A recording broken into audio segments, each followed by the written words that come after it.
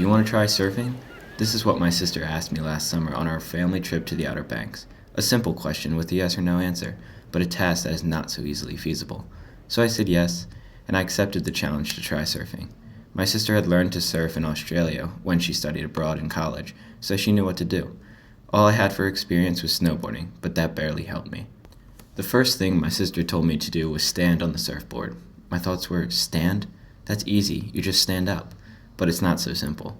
My sister showed me that you had to push up with your arms and slide your feet into position all in one motion, and then remain standing on the board. As I lay on the board for the first time to attempt standing, I can imagine catching a wave and the thrill it would give me. Although, I had to stand on the board first. So I pushed my body up with my arms and tried to slide my legs up, but there's a balance factor that I forgot, so I went into the water. Over and over again I tried standing. Luckily the surf was calm for the most part, so I didn't have to avoid waves, and I was improving, but still falling.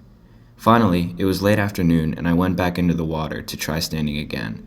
My arms were feeling heavy, and I was getting tired. But my motivation pushed me. I wanted to surf, and I needed to accomplish standing to do so. I got back out and fell a couple times from losing balance or not standing fast enough, but then I got it. I pushed myself hard enough to get my body standing and balanced on that board, and it was invigorating. I was the tallest person in the ocean, standing on the board that I failed so many times on. It felt like time had slowed down because I accomplished my first goal of surfing.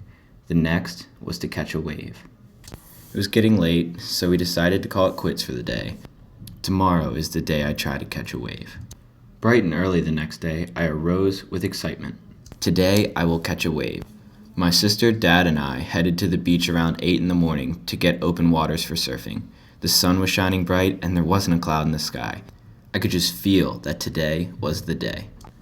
Once we got to the beach, I headed into the water with my sister, while my dad waited to take pictures. Yesterday took a toll on my body. My arms were sore from pushing myself up so much, and my knees had scrapes from not being able to get them up. But I was determined to surf. We got to the sandbar, which was about 20 or 30 yards from the shore, and I practiced standing before I would try catching a wave. My sister had her turn to try catching waves, but it wasn't as easy as Lilo and Stitch made it seem.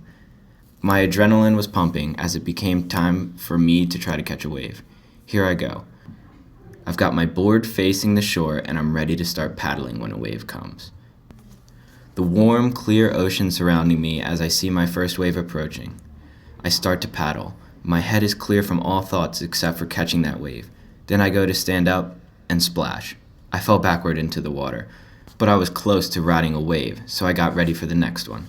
The next wave is approaching, and I'm paddling as fast as I can. Once the wave gets close to me and starts pushing me, I stand up. I was standing on the board, but this time I was surfing. I felt like I was riding on air. The water was so smooth, and I felt so free from all of my failures. My feet weren't strapped in like snowboarding, and there was no snow patches to mess up my ride. Just smooth ocean. I was so joyous to finally be surfing as I heard my sister cheering from the background, and I saw my dad taking pictures of me on my first wave. Now, the fun begins. Catch a wave and you're sitting on top of the world.